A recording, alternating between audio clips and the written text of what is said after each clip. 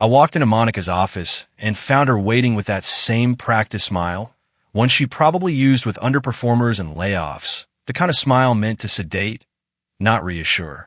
"We're reviewing team roles as part of the strategic pivot," she said, glancing at her screen instead of me. "Nothing is final, just exploring alignment." I nodded. "You've been with the firm a long time, Ethan," she continued. "This isn't about performance. It's just about fit going forward." Fit. That word hit differently. I wasn't just being demoted. I was being phased out of relevance. And they were hoping I'd go quietly, maybe bitter, maybe broken, but silent either way. They didn't know I'd already packed. Not physically. My desk was still full. My office still looked lived in. But everything that mattered, every strategy model, every scalable framework, every relationship blueprint I'd created from scratch was already backed up on 3 encrypted drives and a private cloud server owned by SentinelOne. I didn't steal a single client document, not one confidential file. But what I had built over 5 years, the intellectual architecture, the implementation pathways, the core methodologies that had made Carson Price a rising star in enterprise transformation, those were mine.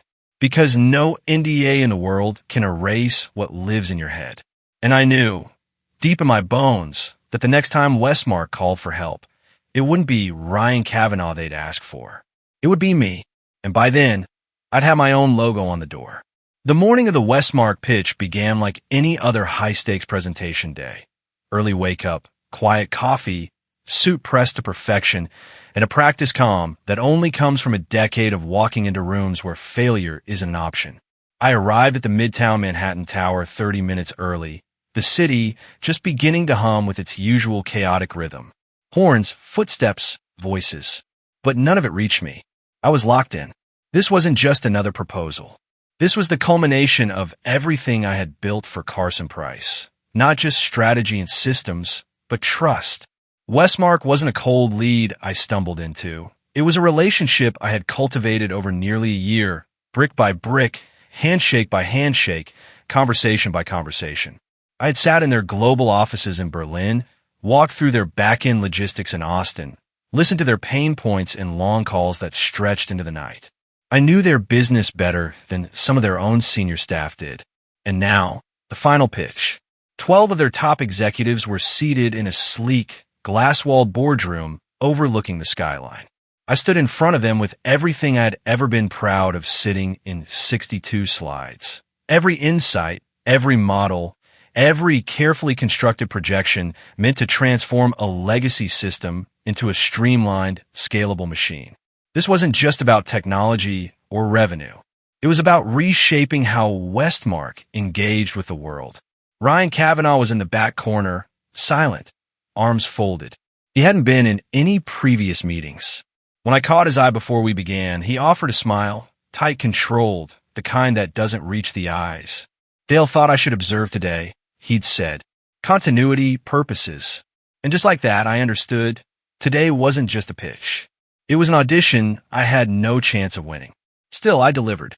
Slide after slide, I walked them through the transformation roadmap, tying every strategic recommendation back to their own data, their own pain points.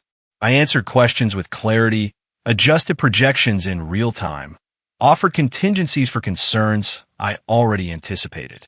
Their CFO, a woman known across the industry for being nearly impossible to impress, was nodding as I outlined the cost-benefit scenario for regional integration in Q2.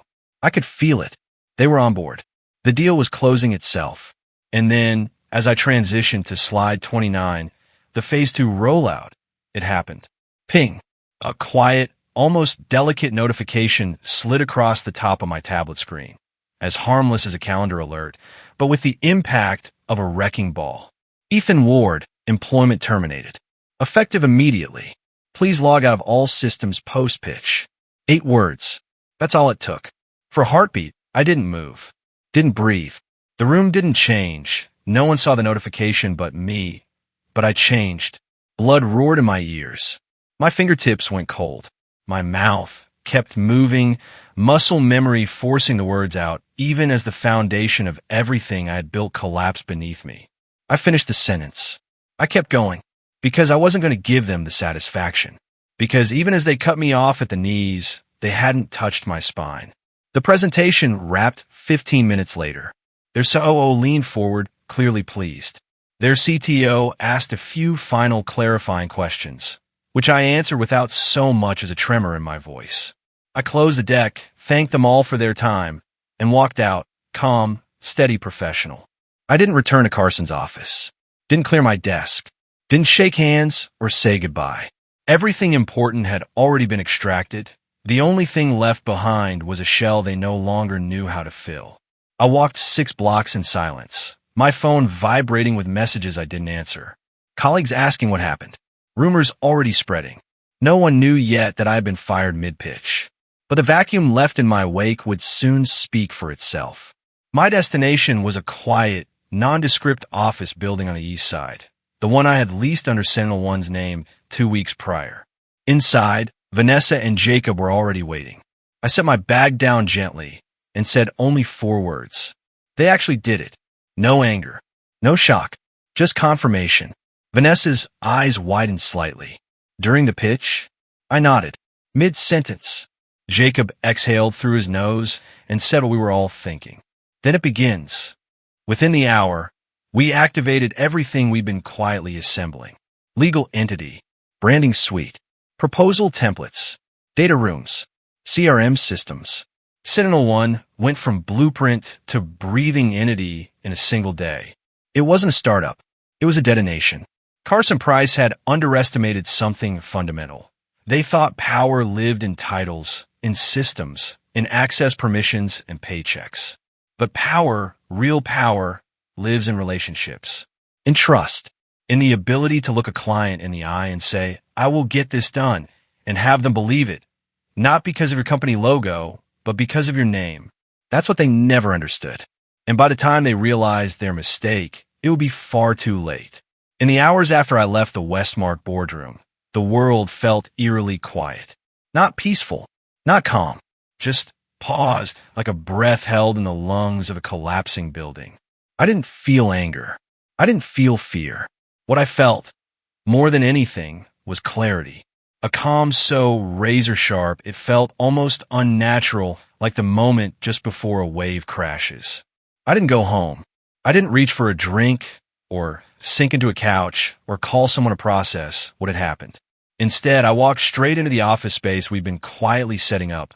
1 floor in a modest East Side building with no signage. No staff yet, just 3 desks, a whiteboard, and the kind of energy that fills a room when something is about to be born.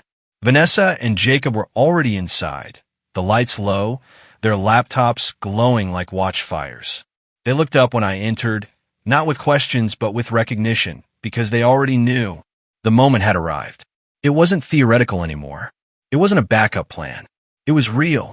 They pulled the trigger, I said flatly, setting my bag down. Mid-pitch, in front of Westmark's entire executive team. Vanessa blinked, stunned not by the event itself, but by the sheer stupidity of it. They fired you during the presentation? I nodded. Didn't even wait until I left the room.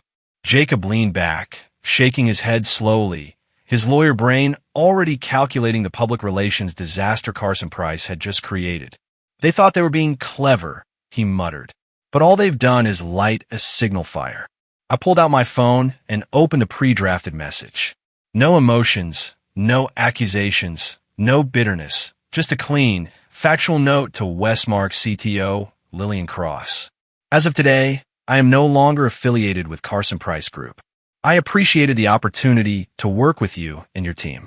Should you require assistance in the future, you may reach me through my new venture, SentinelOne.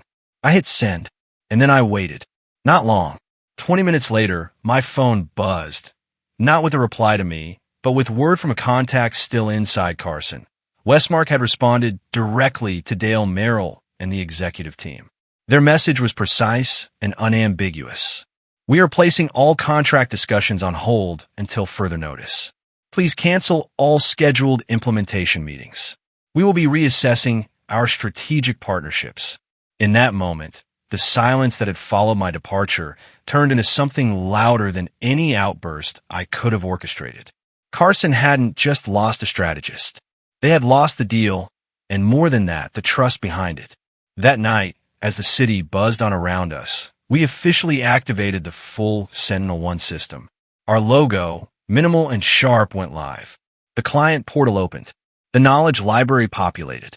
What had been a contingency plan for months now breathed like a living organism. We weren't building from scratch. We were flipping the switch on something we had prepared in the dark for far too long. And Carson? They were scrambling.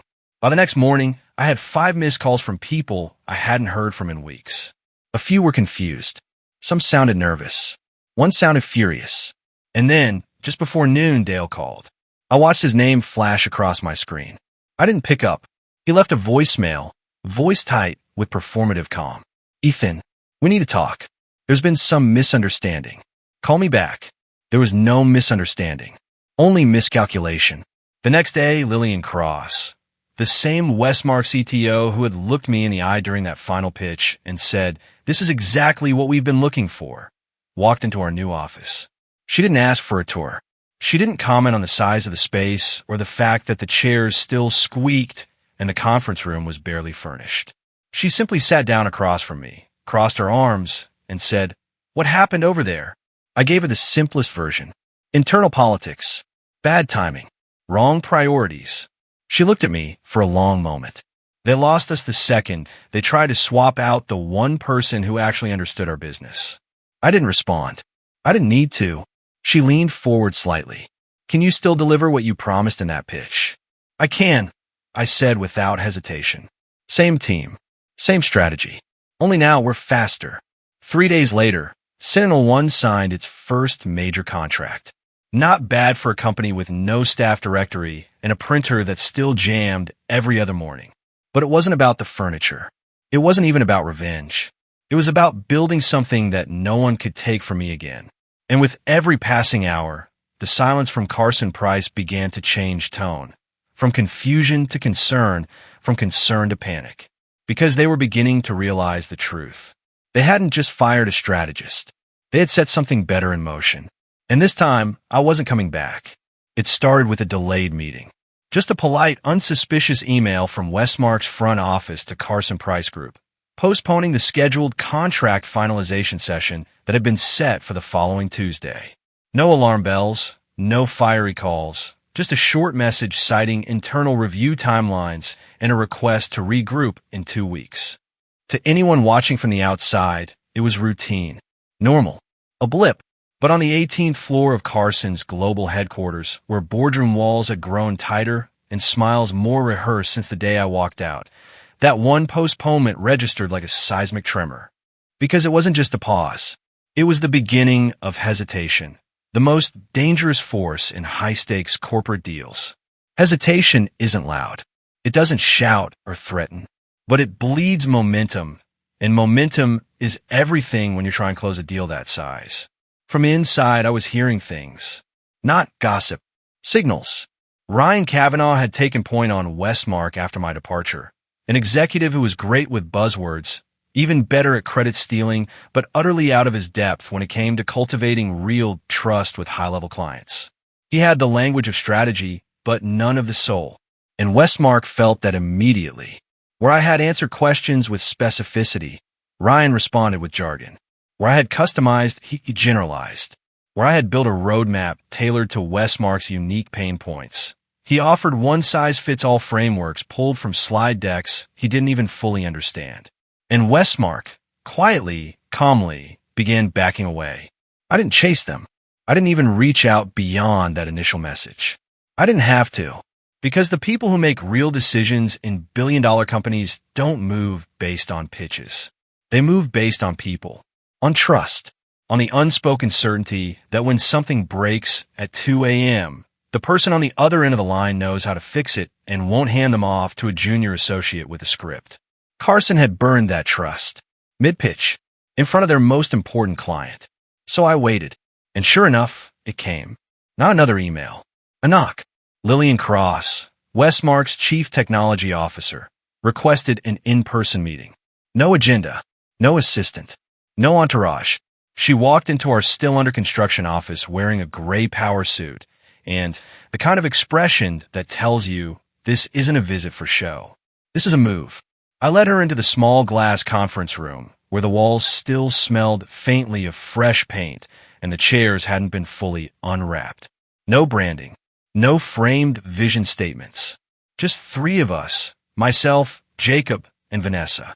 I want the truth, she said, sitting down. Why did they cut you loose? I looked at her for a moment, weighing what to say. They made a decision based on politics, not performance, I said at last. I became inconvenient to the narrative they were building internally. And the work you pitched to us? She asked. That still exists here. Not only does it exist, I replied, it was born here. She leaned back, fingers steepled. Then here's what I propose, she said. Send us a revised engagement proposal through SentinelOne. We'll terminate discussions with Carson officially once it's in writing. Just like that, the switch was made. Clean, quiet, permanent. I didn't smile, didn't gloat. I just nodded because I knew this was bigger than a deal. It was a verdict. When news hit Carson that Westmark was terminating their engagement, it wasn't public. Not at first, but the shift inside their offices was instant. Panic set in behind closed doors. Internal emails flew. Dale Merrill reportedly called an emergency session with the executive team, demanding explanations, searching for blame. Ryan blamed client indecision. The client, in turn, sent a final email. We are confident in our new direction with a firm that understands our core values and strategic goals. We appreciate your time and effort, but will not be proceeding. It landed like a hammer. But that wasn't the part that shook Carson Price the most. What truly stunned them came a week later, when SentinelOne announced its first official project in a press release co-signed by Westmark's executive team, naming us as their strategic transformation partner.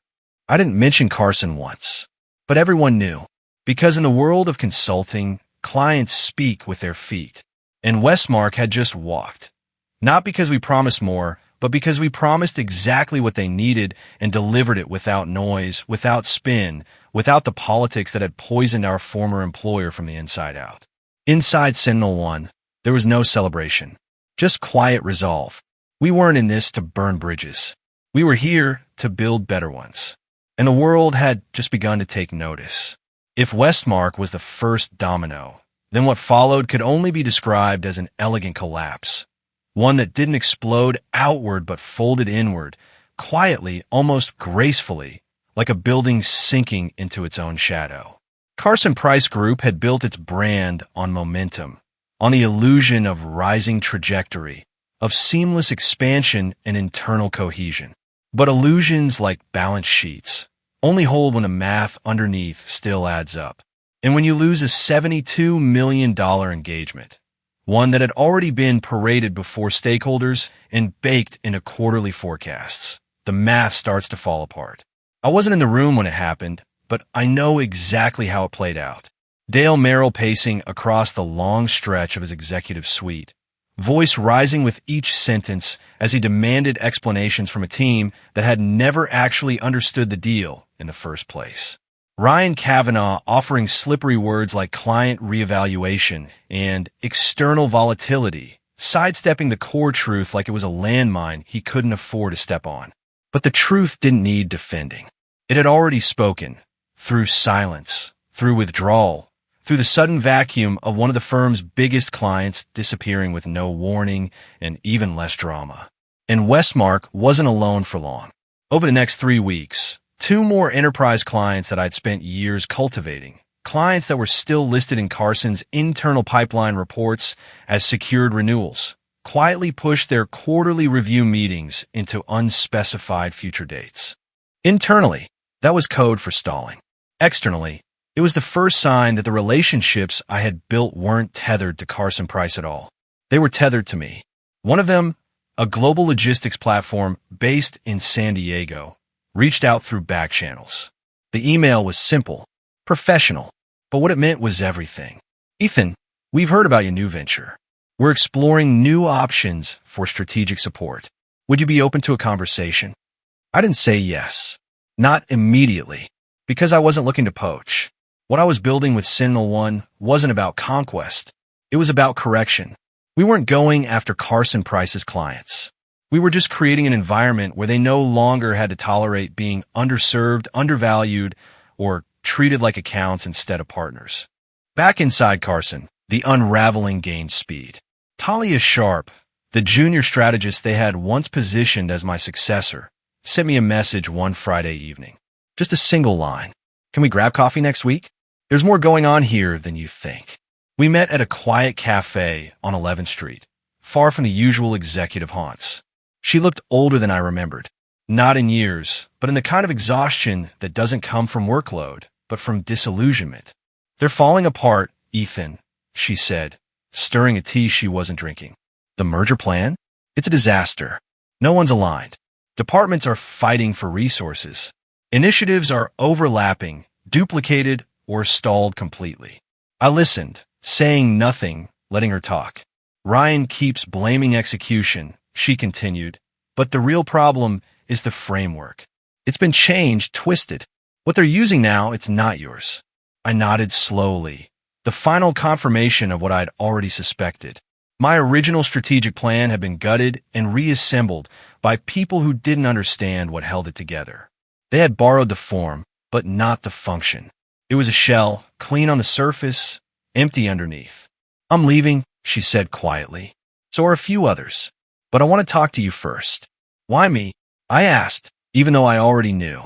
Because you built what they're now trying to pretend they understand, she said. And because I want to work somewhere that doesn't punish contribution. Somewhere that knows the difference between performance and politics. I told her to send me her resume. 2 weeks later, she joined Sentinel One as our senior client relations specialist. And she wasn't the last.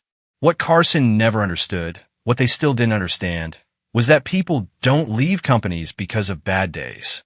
They leave because of bad patterns. Because of promises broken in quiet meetings.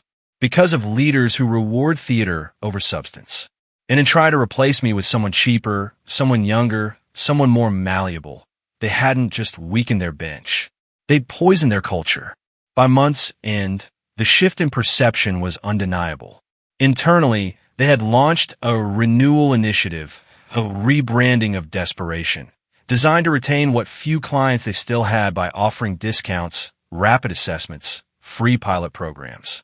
Externally, Sentinel One had landed its third contract. Not because we shouted louder, but because we simply listened better. And while Dale Merrill issued vague memos about strategic pivots and organizational recalibration, our inbox kept filling. We weren't just being seen. We were being sought. Because in a market full of noise, value whispers. And our clients were finally starting to listen.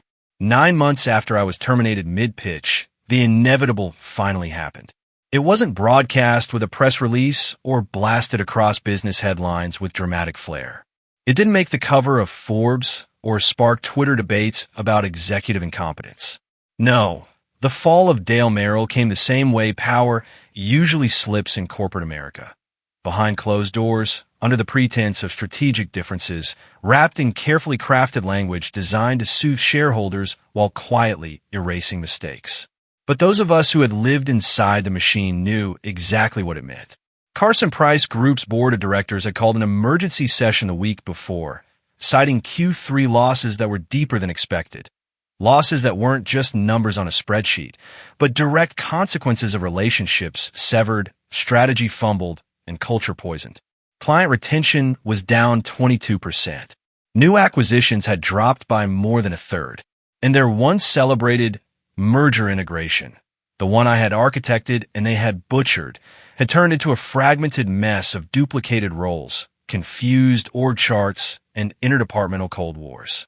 The board didn't need an outside consultant to tell them what went wrong. They just needed a scapegoat.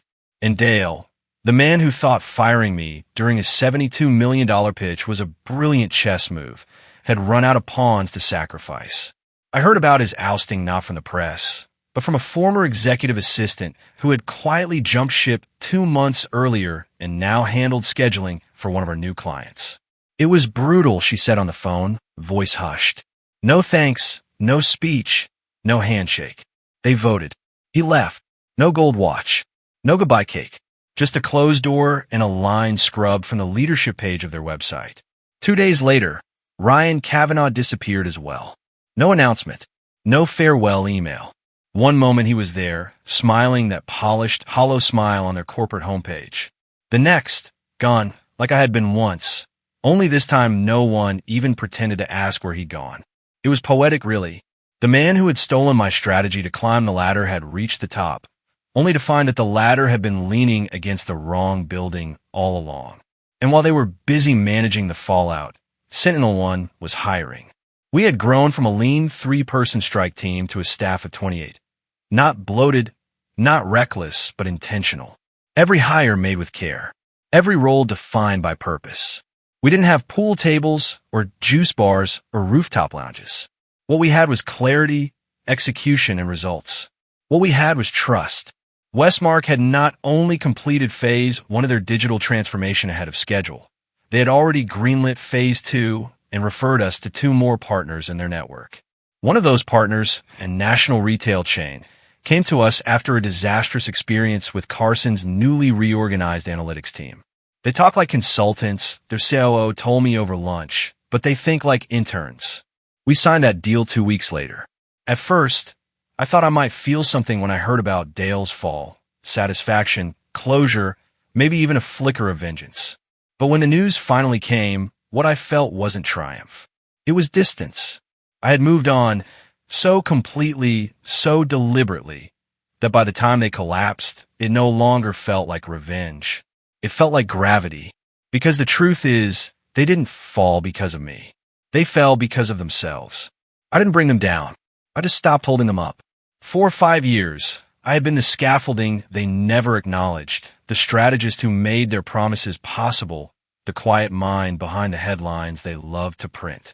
And when they cut me loose with a silent notification mid-pitch, they thought they were trimming fat. What they were actually cutting was their spine. The final blow came in a quarterly investor briefing where Carson's new interim CEO tried to explain the numbers. But numbers don't lie. They don't bend. They don't spin. They just tell you the cost of your choices. Meanwhile, Sentinel-1's new downtown office was under construction, a space we'd finally outgrown into. This time with a proper reception, a modest but elegant conference floor, and a sign above the glass entrance etched with our name. Simple, confident, quietly permanent. We weren't trying to look like a giant. We were just trying to act like one. And so far, we were succeeding. Not because we crushed the competition, but because we stopped competing on their terms. Because we remembered something they had long forgotten. That in the end, the most powerful thing you can build in business isn't dominance. It's trust. And trust can't be laid off. It had to happen eventually. The day when Carson Price and Sentinel-1 would walk into the same room. Not as parent and child. Not as former employer and ex-employee. But as competitors. 2 strategy firms pitching the same high-profile client. Vying for the same future, standing on opposite sides of the table armed with nothing but vision, reputation, and execution. And now, that day had arrived. The client was Northbridge Global, a national retail titan with an outdated customer loyalty system, over 1,000 physical locations, and a rapidly growing e-commerce division that had outpaced their infrastructure. They needed a full transformation, end-to-end redesign, behavioral segmentation, digital onboarding, gamified rewards. The kind of project that didn't just generate revenue, it made reputations.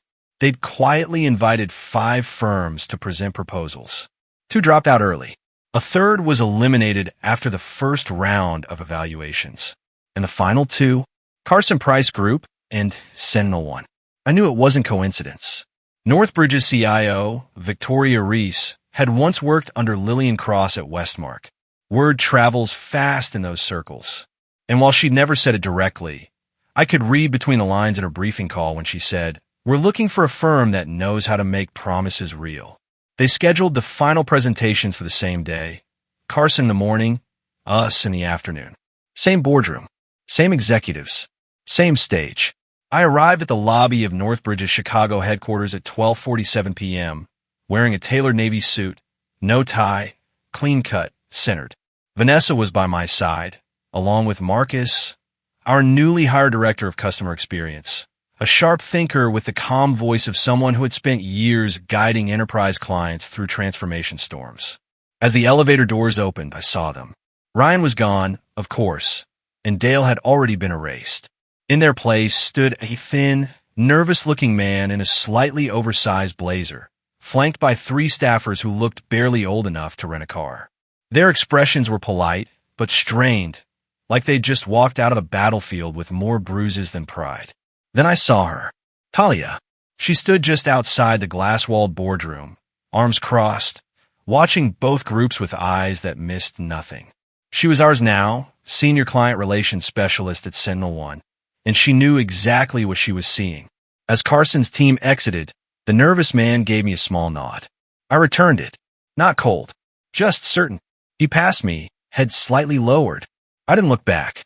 Inside the room, Victoria Reese sat at the head of the long conference table, flanked by the CMO, the head of ops, and the CFO, all watching us with curiosity, perhaps some fatigue, maybe even a hint of anticipation.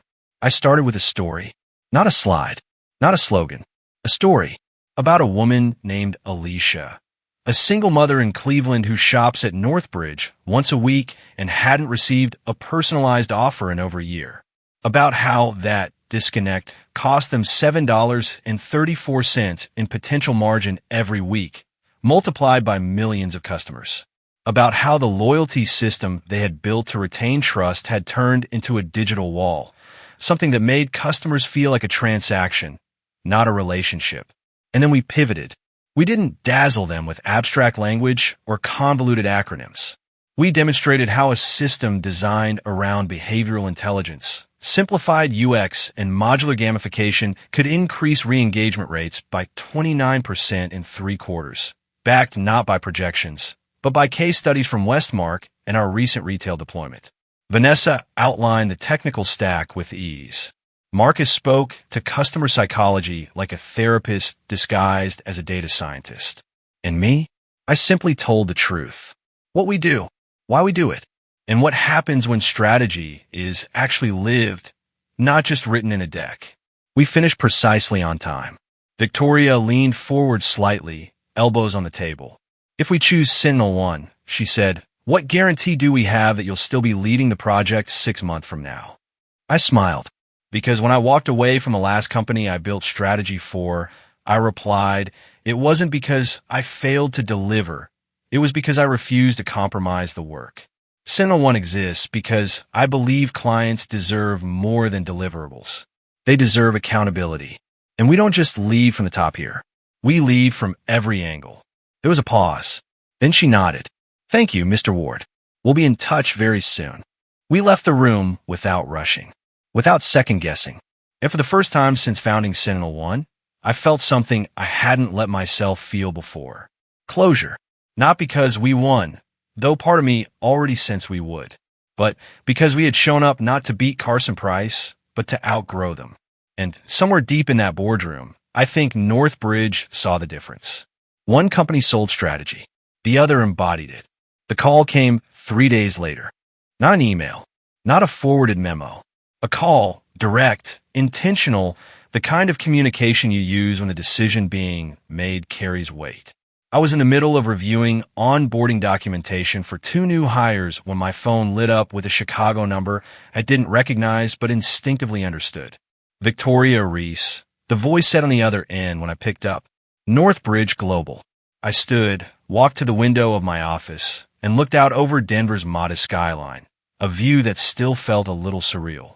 We've reviewed both proposals, she continued, tone professional but personal.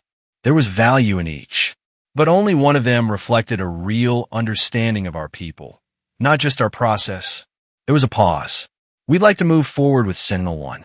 It didn't hit me the way I imagined it would. No fist pump, no outburst of joy, no champagne, just a deep, quiet exhale, the kind that doesn't come from relief but from confirmation. Thank you, I said simply. We won't let you down. I don't believe you will, she replied. Your team didn't just bring a solution. You brought a point of view. After we hung up, I sat down at my desk and let the moment stretch out around me. Not for the win, but for what it meant. 9 months earlier, I'd been fired mid-sentence in a glass boardroom, just like the one I'd stood in at Northbridge. I'd been cut out of a $72 million deal by people who thought power lived in org charts and access credentials. People who measured value in hours billed and titles held, never once understanding that the real currency of strategy isn't documentation. It's belief. And now, here I was, not returning a form, but evolving past it. Running a company built not on ego or politics, but on purpose. Across the hall, Vanessa leaned in my doorway, coffee in hand. Was that? I nodded. It's us. We got it. She didn't shout, didn't cheer, just smiled and raised her cup slightly. Good. They made the right call. We were still us. Focused. Steady. Always moving forward. But as I walked through the office that afternoon, I noticed something I hadn't seen in myself before. Not just the responsibility, not just the pride, but the weight of being believed in. Because it's one thing to be given a second chance. It's another to earn it, brick by brick, deal by deal, decision by decision, until people no longer remember you as someone who used to work at a bigger firm. They remember you as the person who built something of your own. By the end of that week, Northbridge had signed a full 18-month engagement contract. Their executive team visited our Denver office in person. We walked them through the roadmap, aligned on metrics, introduced them to the full strategy team. One of their board members, a man who had been skeptical from the start, pulled me aside after the meeting. You know, when I first heard you were an ex-Carson guy, I had my doubts, he said. We've been burned by that mindset before, all talk, no traction. But what you're building here, this isn't a consulting firm. It's a culture. And I realized then he wasn't wrong. We weren't just a firm anymore. We were a statement. That strategy didn't have to mean bureaucracy. That leadership didn't have to mean detachment.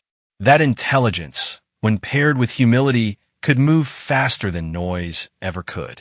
Later that night, as the sun dipped low behind the Rockies, I found myself alone in the office, lights dimmed, windows reflecting the downtown glow. I walked past the new team photos on the hallway wall, paused in front of the conference room, where our first Sentinel One contract had been discussed. So much had changed, but one thing hadn't. The reason I started all of this wasn't to win back the clients Carson lost. It was to prove that you could win differently, that you didn't have to sacrifice character for scale, that the best leaders weren't the ones with the biggest titles. They were the ones who stayed when the dust settled, who did the work when no one was watching, who built not for applause but for impact. And somewhere out there, I knew Carson Price's new leadership team was reading the headlines, watching as our name appeared beside theirs, realizing that the person they tried to erase hadn't just returned. He'd redefined the game. Success doesn't arrive with a warning label. It doesn't knock on your door and say, I'm here and I'll be heavy. It sneaks in, quietly, sometimes in the form of a client's signature, sometimes in the hush of a Slack channel late at night, where a team celebrates with emojis instead of champagne. And when it does arrive, it doesn't feel like you thought it would. At least, it didn't for me. 2 weeks after Northbridge Global officially came aboard, our momentum had shifted from steady growth to accelerated scale. Suddenly, we were fielding inbound calls from companies that had once ghosted me when I was pitching from a basement co-working space with no logo on the door. Fortune 500s, mid-tier upstarts, even one global energy client I'd once courted during my Carson days, who now wanted to reconnect and explore synergies. And yet, in the middle of this rush, I started waking up with a pressure in my chest. Not anxiety, not dread, but something unfamiliar. A weight that didn't come from fear of failure, but from something harder to carry, the fear of becoming the very thing I'd walked away from. We had gone from 6 to 36 employees in just under a year, from 1 client to 6, from 3 founders around a shared desk to 4 departments and a rapidly growing org chart. And with every new hire, every new contract, every new layer of infrastructure, I felt the walls of the startup loosen. The camaraderie softening at the edges, the culture I'd fought so hard to build beginning to stretch in places I couldn't quite reach anymore. One afternoon, I sat in on a product planning session for Northbridge's loyalty engine, a critical piece of the first rollout phase. The team was sharp, organized, prepared. But I noticed something. They were talking about the client as if the client wasn't in the room. Not literally, but in language. The Northbridge team probably won't care about the back-end mechanics. They just want the numbers to look clean. Let's keep the narrative high level. They're not really technical. I watched, silent, letting them speak. They weren't wrong, not exactly. But they were drifting, beginning to operate like consultants who protect their work instead of sharing it. Like the people we used to roll our eyes at when we were on the other side of the table. Later that evening, I called Vanessa into my office.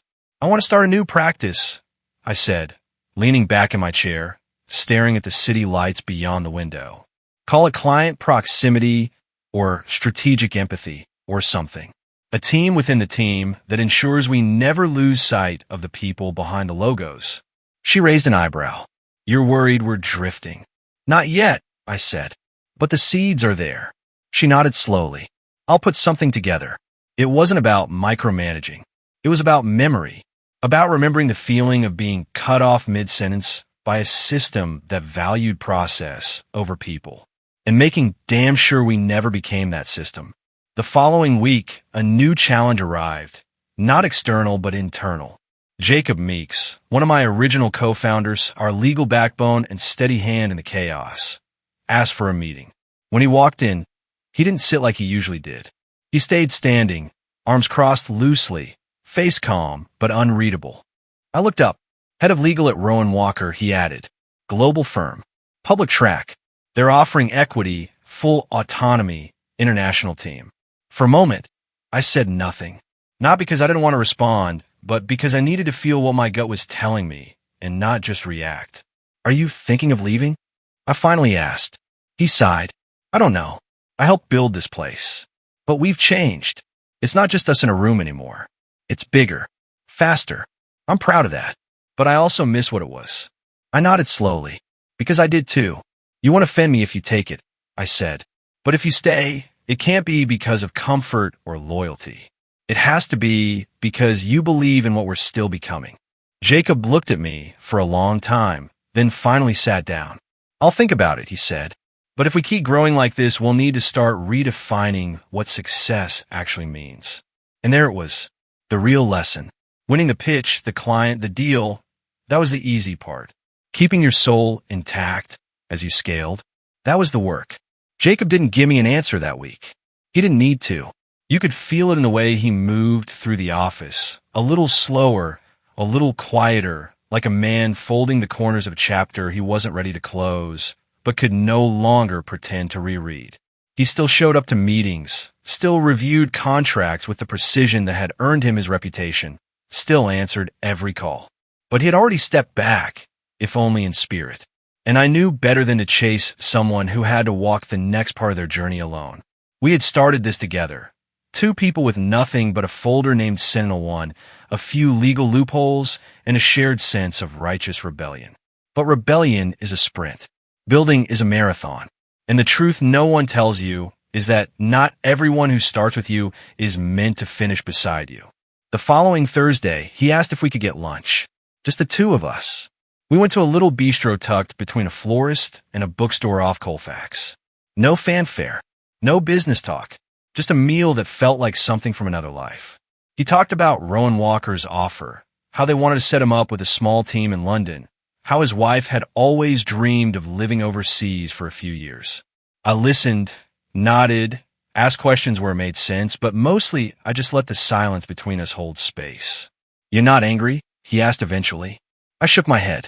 "No, I'm proud, but I'm also tired of pretending that staying is always the brave choice." He looked away, eyes fixed on something across the street.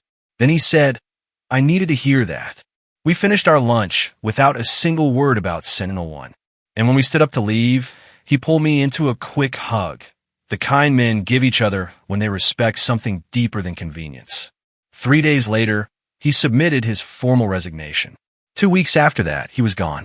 No drama, no bad blood, just a quiet ending to a chapter one had once thought unshakable. And in the wake of his departure, something shifted inside me. For the first time since starting this company, I understood that leadership wasn't about convincing people to stay. It was about building something they were willing to leave behind for the right reasons, and still speak of with reverence. But the whole Jacob left didn't just echo personally. It echoed operationally. Legal oversight was one of those things we had always taken for granted. With Jacob, it had been seamless. woven into the fabric of every deal, every clause, every risk mitigated before it even became real. Without him, it suddenly felt exposed, vulnerable, like walking a tightrope without knowing how strong the anchor points were. Vanessa suggested a short list of candidates to replace him, sharp, seasoned, available. But none of them felt right. Not because they weren't qualified, but because none of them understood the soul of what we were building. Not yet. And I wasn't ready to hand that part of us to someone who saw this place as just another stepping stone. In the middle of all this, something else happened. Carson Price sent an email. Not to me. That would have been too direct, too human. They sent it to our general inbox. A vague message about exploring potential collaboration opportunities and pooling transformation resources in light of current market challenges. Translation: they were bleeding and trying to camouflage it as strategy. I stared at the message for a full minute before forwarding it to Vanessa with a single sentence. This is what panic looks like in a suit. She replied 2 minutes later. Want to reply? I didn't. There was nothing left to say. I'd already made my point. Not in words, not in courtrooms, not in press releases, but in the simple, unrelenting act of doing the work better. Instead, I archived the message, stood up from my desk, and walked into the main floor. The office buzzed softly. Quiet conversations, design boards on walls, the smell of coffee and effort and progress. I watched as the team we had built, some new, some from the very beginning, moved through their day with purpose. And I reminded myself of something I hadn't said aloud since Jacob left. This company is no longer about who started it. It's about who's building it now. And that's a line I'm willing to draw, not in defense, but in invitation. To those who believe in something better. To those who know trust is a strategy. To those who understand that the most radical thing you can do in business is care. It started with a dinner invitation. The kind you get after success, not before. The kind that arrives in a sleek black envelope with your name etched in silver foil. No RSVP card because people like this don't expect you to say no. The sender, Mercer Dwell and Company. A legacy consulting firm. Old money. Deep bench. Quiet influence. They didn't chase headlines because they already wrote them. Their clients weren't listed on their website because their clients didn't need to be. For years, they'd operated like a chess master 3 moves ahead of the entire industry, acquiring boutique firms the moment they reached momentum, absorbing talent the way a forest absorbs rain. I'd admire them once, from afar, in another life. So when the invitation came, part of me was flattered, another part suspicious. Still, I went, because there are moments in business when you have to show up, not to accept the game, but to understand it. The restaurant was in San Francisco, one of those high-concept places with no sign on the door, where you're not handed a menu so much as a series of curated experiences. Private booth, dim lighting, soft jazz humming through invisible speakers. Across from me sat Ellis Dorrance, one of Mercer's senior partners. He was everything you'd expect, sharply dressed, unervingly calm, the kind of man who could sell a vision with 3 words and a half smile. Ethan, he said, folding his hands. We've been watching you. I smiled politely. I assumed someone was. He chuckled. You've built something rare, and you've done it without the usual noise. That's hard to find. The waiter brought wine. I declined. He didn't. Ellis sipped once, then leaned in just slightly. We're interested in Sentinel One, he said. We like to talk acquisition. I didn't flinch. I didn't lean back. I just looked him dead in the eye and said, that's not surprising. He paused, perhaps expecting deflection or intrigue. But I had neither. He continued, undeterred. You've proven market traction. You've secured marquee accounts. You've kept your team lean and your delivery tight. We think Sentinel One would integrate well under our innovation division. Let me guess, I said. You keep the name for a while. Fold in the culture. Offer retention bonuses. And within 2 years, everything unique about it gets filtered through your system until it looks like every other asset you've acquired. He didn't blink. 2 years is generous, he said with a smirk. I should have hated him for his honesty, but I respected it. Because Mercer wasn't the villain. Not really. They were just doing what they'd always done. identifying the rising stars before they burn too bright, then offering them a comfortable orbit instead of letting them become a threat. And for some people, that was enough. The money, the prestige, the exit. But I didn't build Sentinel-1 to exit. I built it because I was done letting other people define what strategy meant. Because I believe a company could be built on clarity and empathy and still outperform the giants. And this offer was the clearest test yet. You're not interested in our vision, I said. You're interested in neutralizing it.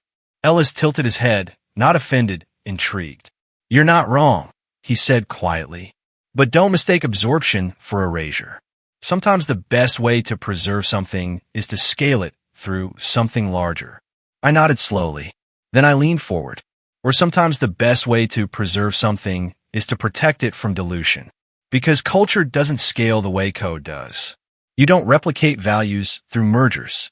You replicate them through people. He smiled again, this time slower. I had to ask, he said, standing. You did, I said, rising with him. And I had to answer. We shook hands. He didn't press further. Didn't send a follow-up email.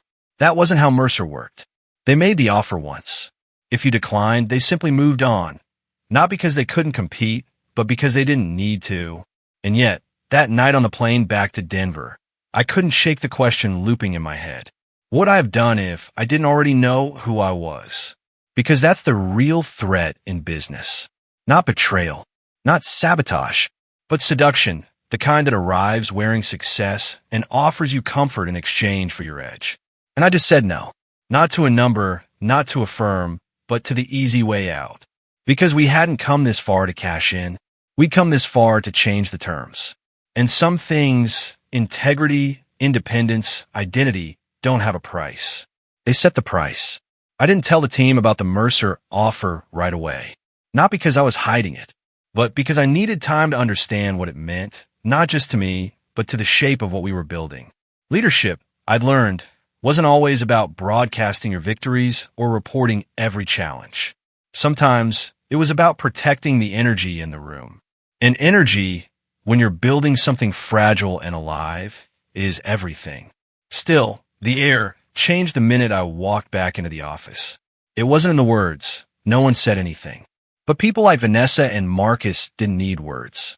They saw the shift in posture, in the way I paused a beat longer before responding to Slack messages, in the way I stood at the window just a little too long in between meetings, eyes searching for something I hadn't yet put a name to. The truth was, saying no to Mercer didn't make me question them. It made me question us. Because that kind of offer, the quiet, dangerous kind, isn't just about acquisition. It's a mirror. It asks a deeper question you can't escape. Do you really believe what you say you believe? Or are you just waiting to be bought at the right price? I'd answer that question on the plane. But I hadn't stopped thinking about what would happen if someone else on my team hadn't. The next Monday, during our weekly leadership sync, Vanessa brought it up. Not directly, but with the precision of someone who doesn't believe in wasting time. We heard about Mercer, she said, flipping through her notes. Word gets around faster than you think. I looked up from my laptop. Marcus raised an eyebrow. Is there something we should know? I closed the lid and leaned back. They invited me to dinner, I said. Made an offer. I said no. Silence followed. Not tense, but thoughtful. Vanessa nodded. Good. Marcus tilted his head. And nothing, I said. I didn't tell you because it wasn't a conversation. It was a test. And I'm not here to sell what we've built. I'm here to build what we couldn't find anywhere else. Vanessa leaned forward, hands clasped. That's what I hoped you'd say. But she wasn't done. She looked around the room, then added, but that doesn't mean others won't come. And the next one might not ask you first. That landed harder than I expected. Because she was right. We had grown fast. Faster than I planned. Faster than most would advise. And with that growth came risk, dilution, drift, ambition that outpaced alignment. I had built Sentinel-1 around a core of trust, strategy, and values, but I couldn't protect it with proximity anymore. Not with 36 people. Not with more joining each quarter. Not with whispers from the outside world starting to circle. So that night, I wrote a memo. Not a company-wide speech. Not a dramatic declaration. Just a message. Titled, Why We Stay. It wasn't long. Just a page, a reflection, a reminder. I wrote about how we weren't building a company for the next funding round. We were building one we wanted to work at 5 years from now. I reminded them that strategy isn't just what we sell, it's how we live. I wrote about trust and clarity and the dangerous seduction of shortcuts disguised as progress. And at the end, I added a line that came to me just before I hit send. If you ever get an offer that makes you doubt where you stand, come talk to me. Not because I'll stop you, but because I owe you the honesty of the same question I ask myself every day. Are we still worth it? By morning, I had over a dozen replies. Not performative, not transactional, personal. From employees I barely had one-on-ones with. From team leads I hadn't seen in 2 weeks. From people who had privately wondered if what we were building was just another chapter in someone else's exit story. And now they knew it wasn't. A week later, one of our junior analysts, Grace, a sharp introvert from our first internship class, stopped me on the way out of the break room. "I read your note," she said. "It made me stay." I looked at her. "You were thinking of leaving?" She nodded. "I had a recruiter from Mercer reach out. I didn't respond, but I was curious. And now?" She smiled faintly. "Now I'm committed." It wasn't loud. It wasn't dramatic. But in that moment, I understood something no acquisition offer could ever teach me. Influence isn't about power. It's about presence. And sometimes, the echo of a closed door is louder than anything a boardroom full of yes men could ever offer. Growth, real growth, doesn't arrive with a ribbon-cutting ceremony or a viral press release. It arrives quietly, in the form of long flights, unfamiliar currencies, late-night calls that stretch across time zones, and the realization that what worked at home might not work everywhere. Our decision to expand into Europe wasn't impulsive. It had been sitting on the whiteboard in my office for nearly a year, penciled in the corner like a dream that was always waiting for its moment. But now, with Northbridge flourishing, our name circulating in boardrooms we'd never stepped foot in, and a growing roster of multinational clients asking when we'd have feet on the ground, the time had come. We chose Berlin, not London, not Paris. Berlin was hungry, lean, humming with startups, but starved for real strategy. It reminded me of how Denver felt in the early days, underestimated, ambitious, just a little raw. Vanessa and Marcus were on board immediately. We found a space near Rosenthaler Platz. High ceilings, exposed brick, enough room for a dozen desks, and a small war room. Nothing fancy, just enough. But expansion isn't just geography. It's philosophy. And philosophy doesn't always translate well, especially when money gets involved. The ethical dilemma came wrapped in an opportunity. A global apparel brand, headquartered in Zurich, had caught wind of our work through an executive who had previously sat on Northbridge's advisory council. They were preparing to overhaul their loyalty strategy across Europe, South America, and Southeast Asia. It was a massive undertaking, multi-year, multi-market, and worth close to $40 million in engagement value. We were invited to bid, and we would have won it easily, until I read the fine print. Buried in the scope was a clause about data localization exemptions. It authorized cross-border customer profiling with zero disclosure. In essence, we'd be helping them build a system that tracked, categorized, and behaviorally targeted millions of consumers without explicit consent, especially in countries where privacy regulations were still murky at best. It was legal, technically, but it wasn't right. I sat with the documents late into the night at the Berlin flat we'd rented as a temporary base. Outside, the city buzzed faintly with night trams and conversations I couldn't translate. Inside, the silence was louder, because I knew exactly what this was. It was Mercer in a different suit, an offer dressed as opportunity, asking us not to lie, not to cheat, but simply to lower our standards just enough to stay competitive. I called Vanessa first. "This contract," I said, "we could land it. But the back-end tracking, it's gray. And I'm not sure I want our logo on something that shadows people." She didn't hesitate. Then we walk. But the rest of the team wasn't unanimous. Marcus, usually the calmest in the room, offered a counterpoint. "We'd have influence from the inside. If we decline, someone else, someone worse, will do it without a second thought." And he wasn't wrong. This was the part they don't tell you about success. It's not about how high you climb. It's about how clean you stay when the air gets thin.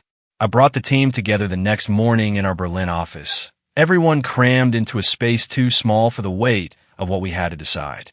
This deal will make us, I said, in revenue, in recognition, but it may cost us something we can't earn back. No PowerPoints, no whiteboard, just honesty. I ended with this.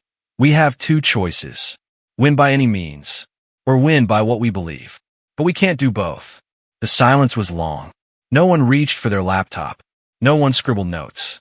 And then Grace, the same analyst who once told me my memo made her stay, looked up and said, "We win by what we believe." The room nodded. That was it. We withdrew our bid. No drama. No announcement. Just a quiet refusal. 3 days later, another smaller client, one who'd been undecided for weeks, called and signed their full transformation over to us. When I asked why, their CEO said, "Word gets around. It always does. Because values, like strategy, scale best when you refuse to bend them." And in that moment, I realized we weren't just building a company that could go global. We were building a company that deserved to.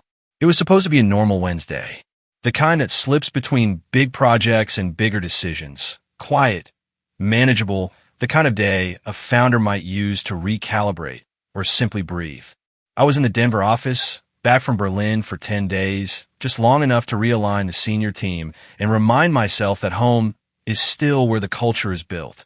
I was walking past the kitchen, coffee in hand, when Talia caught up to me, her voice low, eyes narrowed with the kind of tension that comes from news that isn't urgent, but isn't nothing either.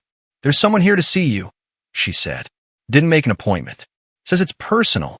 I raised an eyebrow. "Name?" She hesitated. Just long enough. "Lucian Vance." I didn't respond. Not with words. Not right away. The name hit harder than I expected. Not because I was afraid of him, or angry, or even surprised. It hit because for a long time, I had imagined this exact moment, and then stopped caring if it ever came. Lucian Vance, the man who had once stood in front of 100 people and presented my strategy as if it were his own. The man who had sat in the back of the room during the Trident pitch, knowing exactly what was coming. The man who thrived on credit, on proximity to power, on the silence of those too tired or too political to fight back. He was the first match that lit the fire under everything I eventually built. And now he was in my lobby. I nodded, sent him up. A few minutes later, he walked through the glass doors of my office looking smaller than I remembered. Not in stature, but in presence. His once effortless charisma had thinned around the edges, the tailored suit hanging just a bit too loose, the eyes searching the space like someone trying to read a language he used to speak but hadn't practiced in years. "Ethan," he said, extending a hand. "It's good to see you." I didn't take it right away. Eventually I did. Briefly. "What brings you here, Lucian?" He smiled, the same polished, politic grin I remembered. Only now it didn't land. Not the same way. "I'm consulting now," he said. "Independent." A bit leaner than Carson was after they collapsed. He said like a punchline. I didn't laugh. He cleared his throat. "I'm working with a client. Large-scale distribution firm. European roots. They're looking for a partner for their North American expansion." I told him I knew someone. Someone who built a firm worth listening to. He paused, measured, watching. I came to ask if Sentinel One would consider a joint bid. It took everything in me not to blink. Not because of the audacity, but because I realized in that moment how far I'd come. Once, his name on a conference room screen could tighten my chest. Now, standing in my office, with a request in his hand, Lucian felt like a footnote. I leaned back. "You want to bring us into a deal?" I said slowly. "Under your name?" "No," he replied. "Under ours. Full transparency. Equal cut. You'd lead on execution. I'd lead on client-side onboarding. They trust me, but they've heard about you." I looked at him for a long time. Not out of curiosity, but consideration.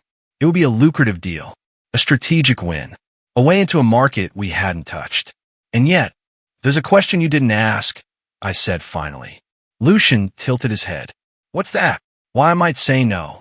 His smile faltered. "I'm not that guy anymore," he said. "I made mistakes. I was inside a machine that rewarded ambition over integrity. You know how that works. I nodded. I do. I just built something that works differently. Silence. Then he said, I came because I thought maybe you believe people can change. I stood. I do. But change isn't proven by a pitch. It's proven by what someone builds, not what they ask to borrow. Lucian exhaled, nodding slowly, almost respectfully. I had to try, he said. You did, I replied. And I'm glad you came. But we don't chase revenue at the cost of memory. That's not strategy. That's survival. And we're past surviving. He nodded again. No bitterness. Just resignation. And then he left. No folder. No follow-up. No hard sell. Just a man walking out of a place he thought he might still belong in, but no longer did. Later that night, I wrote something down in my notebook, the one I kept in the drawer, never digital, never shared. Forgiveness doesn't mean forgetting, and growth doesn't mean returning. Sometimes the proof that you've evolved is the grace with which you can say no. The rain that morning tapped gently against the floor-to-ceiling windows of SentinelOne's new headquarters in downtown Chicago, rhythmic, persistent, and oddly prophetic. I stood in the corner of the 38th floor executive suite, watching the city wake up beneath a heavy sky, the skyline blurred just slightly by mist. I had always found clarity in rainy mornings, but not today. 3 hours earlier, I had received a private Slack message from Julia Chun, our head of global strategy, requesting an urgent leadership alignment session. Those words weren't uncommon in startup life, but the tone in her phrasing felt different. Less collaborative, more declarative. I walked into the conference room expecting a routine review of upcoming strategic decisions, but what I stepped into felt more like a tribunal. Julia, impeccably composed, sat flanked by 2 other senior leaders, Leo Ramirez from Investor Relations and Greg Milton, our new VP of Enterprise Expansion. They weren't angry. They weren't even confrontational. That made it worse. They were calm, strategic, prepared. Ethan, Julia began, folding her hands neatly in front of her. We need to talk about Redline Systems. Redline Systems was a defense logistics firm with a checkered past and a lucrative future. Their contract, if accepted, would instantly double our quarterly revenue. But they were known for brutal procurement practices, opaque ethical lines, and a tendency to grind down vendors until they bled. I had already declined to pursue them. Twice. Julia laid out the argument with ruthless efficiency. The optics could be managed, the risks contained, the margin too tempting to ignore. Leo nodded, adding that our upcoming Series D valuation would benefit considerably from the perception of enterprise footprint expansion. Greg, the newest wolf in the room, simply said, We're not a boutique anymore, Ethan. We're a market leader. It's time we started acting like one. The room waited for my response like a jury waiting for a guilty man's defense. But I didn't defend. I didn't even raise my voice. I just asked one question. Is this who we are now? The silence that followed wasn't uncomfortable. It was intentional, calculated. That was the answer. I left the meeting without making a decision, but we all knew I had. Later that evening, I sat alone in my office, lights off, city lights bleeding across the floor like quiet judgment. I opened the original SentinelOne charter I had written 3 years earlier, a living document titled Client First, Value-Driven, Integrity-Locked. I read every line, searching for the moment where the vision had started bending. There was no such moment. It had happened gradually, the way water wears away stone, one compromise at a time. The following week, Julia sent an internal memo outlining a revised ethical review framework, co-signed by 5 other senior staff. It wasn't mutiny, but was a shot across the bow, and I understood it for what it was, a declaration that my founding ideals were now optional, maybe even obsolete. But something strange happened after that. A few of our junior staff, people who had joined SentinelOne not for the salary, but for the mission, began stopping by my office. Quiet knocks, subtle conversations. One engineer left a sticky note on my desk that read, Don't change the compass. That's why we followed you in the first place. I didn't sleep much that week. Not because I was afraid of the revolt, but because I was starting to see what all leaders eventually see, that no matter how solid your foundation, time and pressure will always test your resolve. I wasn't angry with Julia. I respected her. In fact, I had hired her precisely because she could challenge me. But now I had to decide whether to pivot or to plant my flag deeper into the soil we'd built together. And I realized something as I looked out over the city that night. You don't lose a company all at once. You lose it in moments, quiet, almost invisible moments, when you decide silence is easier than conviction. But not this time. The boardroom was full, but the energy was hollow. 12 people sat around the long walnut table. The leadership team, the head of people ops, 3 board observers from our Series C round, and 2 legal advisors who had been invited in at the 11th hour, just in case. The topic, redline systems. This time, it wasn't just a discussion. It was a vote. I had postponed the decision as long as I could, thinking time might soften the urgency, that the firm's interest would fade, or that another opportunity might appear to eclipse the pressure. But Redline had doubled down, submitting a formal proposal with terms that looked, on paper, nearly impossible to refuse. A guaranteed $46 million in revenue over 18 months. Performance bonuses. Global case study rights. Visibility in defense-adjacent sectors where SentinelOne had no prior presence. And yet, it came wrapped in a reality I couldn't ignore. Working with them meant embracing the kind of opacity we'd sworn off. It meant allowing our strategy frameworks to be deployed in environments where ethics weren't just gray. They were smoke. But the room didn't see it that way. Julia presented first. Polished. Unshaken. Her argument wasn't emotional. It was surgical. We've implemented a parallel values review process. We retain final say on the execution scope. We define the guardrails, not them. Then came Leo. He walked us through revised projections that could push our valuation to $850 million if we accepted. We'll be positioned for IPO within 12 months if we anchor this. Greg, as expected, closed the argument with sharp efficiency. If we don't take it, one of our competitors will. It's not just about the money. It's about sending a signal. I stood at the far end of the table, hands clasped, listening to them speak as though the culture we'd built was a formula, something you could bend to accommodate ambition as long as the numbers worked. And for a moment, I almost gave in, not because I agreed, but because I was tired of being the compass in a room full of maps.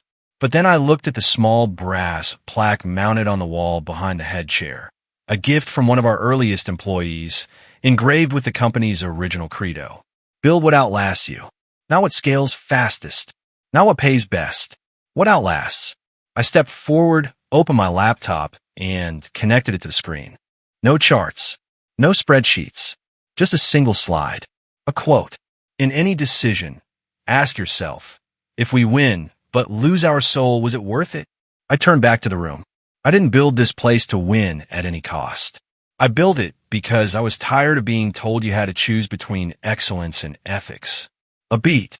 If we take this deal, we're saying that our values are flexible, that integrity is situational, that we're for sale, not in equity, but in principle. Julia's face remained unreadable.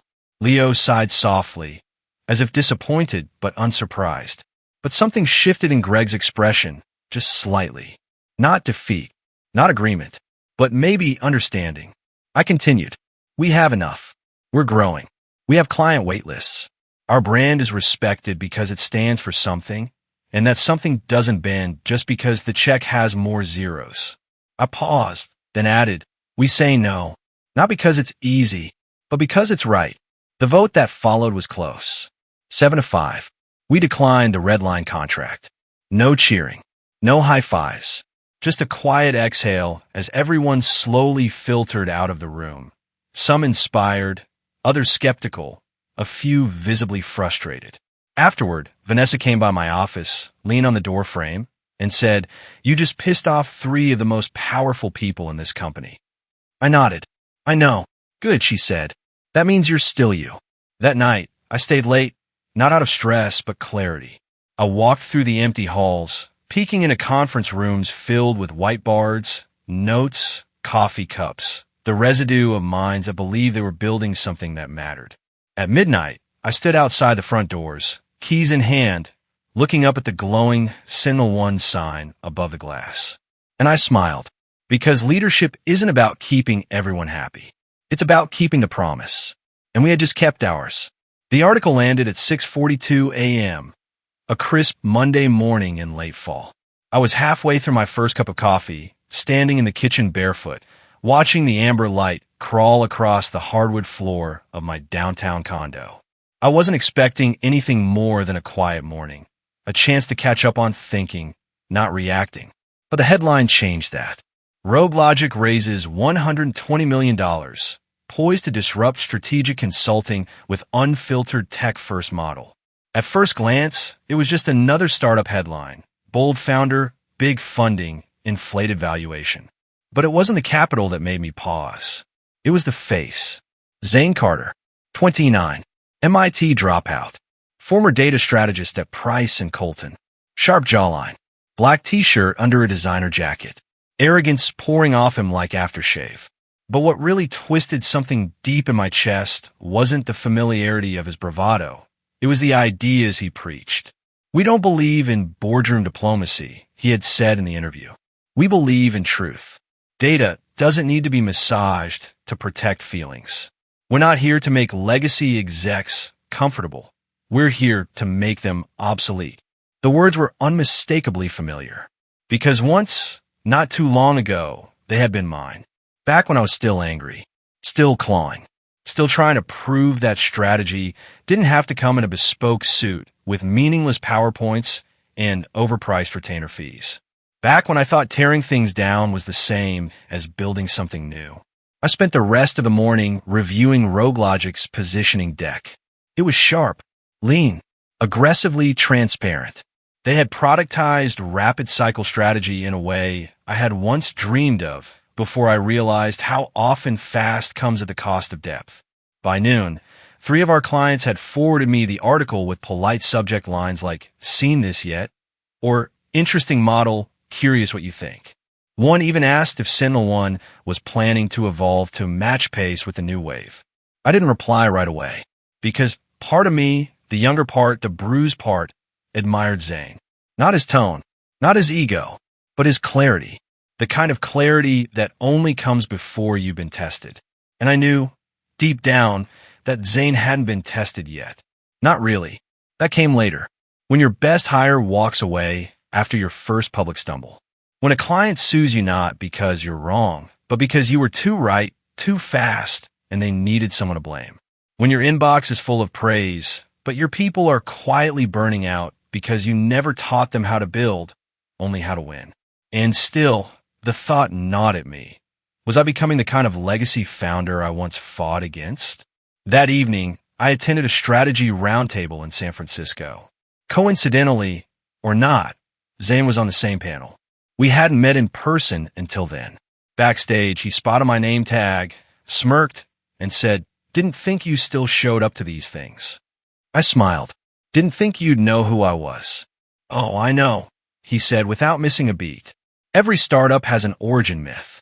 You're part of mine." On stage, the moderators fed us easy questions about scale, hiring, industry disruption. Zane handled it with charisma, the kind that draws headlines and loyalty in equal measure. But toward the end, the host turned to me. "Ethan, how do you maintain principle when the market rewards speed and loudness over depth?" I looked at Zane, then at the audience, and I told him the truth. You don't always. Sometimes you slip. Sometimes you're tempted. Sometimes you say yes when you should have said no. But the longer you stay in the game, the more you realize that principles aren't a branding tool. They're the scaffolding. If you don't build with them, the whole thing eventually collapses. Zane didn't clap. He didn't have to. The silence from him said more than applause ever could. Afterward, as the crowd dispersed, he approached. "Is that supposed to be a warning?" he asked, calm but sharp. "No," I said. "Just a mirror. What you see in it is up to you." He nodded once, slowly, then walked away. That night, back in my hotel room, I didn't feel threatened. I felt something closer to peace. Because I knew what I hadn't known at his age. Winning isn't about crushing the competition. It's about outlasting the noise. And some lessons only time can teach. There's a moment, one they never teach you about in business school or strategy seminars, when the empire you built no longer needs you to survive. And if you're lucky, it's the same moment you realize that's what you were building for all along. It started quietly, as most turning points do. A glance around the room during an all-hands meeting, realizing that more than half the faces were people I hadn't personally hired.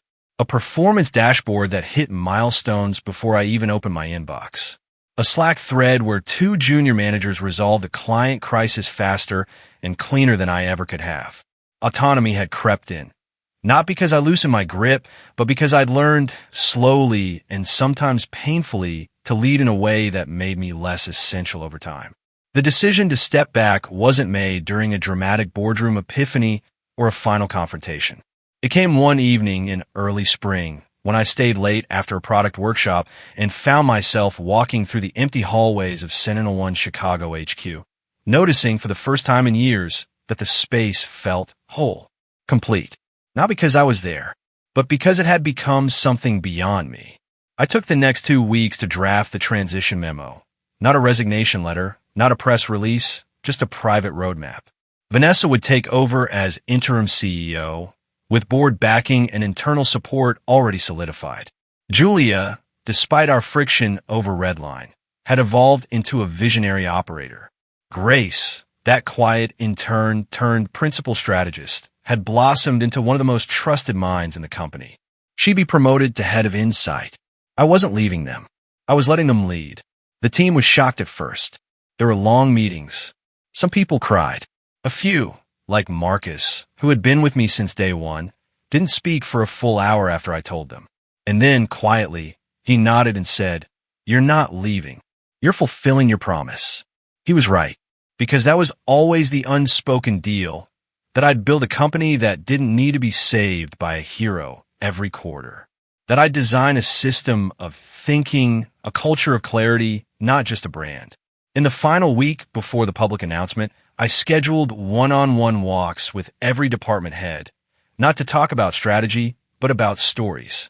I asked them to tell me about the moment they knew they belonged here. The answers weren't about perks or press. They were about people, mentors who listened, teammates who stayed late, leaders who led with conviction instead of volume. That was the legacy, not the ARR, not the funding rounds, not even the clients. It was the trust that outlived the founder. On my last day, I arrived early, not for ceremony, for silence. I walked the floors, touched the original whiteboard that still hung, now framed, behind the front desk, looked out across the city skyline that had once felt too big for a tiny idea. And then, at 8:30 sharp, I walked into the cafeteria where the team had gathered for my send-off. There were no grand speeches, just a microphone, a few smiles, and a room full of people who had made the leap with me and now stood ready to keep going without me. I took the mic for one last moment, cleared my throat, and said, when I started SentinelOne, I wasn't trying to build a company. I was trying to prove something to the world, to my past, maybe even to myself. But somewhere along the way, it stopped being about revenge and started being about responsibility. I looked around the room, and now it's yours. Applause, some tears, a quiet, electric pride in the air. Then I walked out the front doors for the last time, no longer a CEO, not just a founder, but something simpler. A man who did what he said he'd do. Later that night, I sat on the back porch of a cabin near Lake Superior, the same kind of place Grandpa Harold once took me to fish when I was 7. The air was cold, clean, the stars above unfiltered by city light. I took out the leather-bound notebook I'd carried with me for 5 years, the one filled with sketches, doubts, wins, and lessons. And on the last page, I wrote, I didn't win by being louder. I didn't win by going faster. I won by refusing to forget who I was, and by building a place where others didn't have to either. And then I closed it, smiled, and exhaled free. If this story moved you, if you've ever stood at a crossroads between who you were and who you could become, share it with someone who needs to be reminded that leadership is not about control. It's about trust. Subscribe for more stories that go beyond boardrooms. Stories about legacy, resilience, and the quiet power of doing what's right even when no one's watching. Because sometimes the most powerful strategy is staying true to yourself.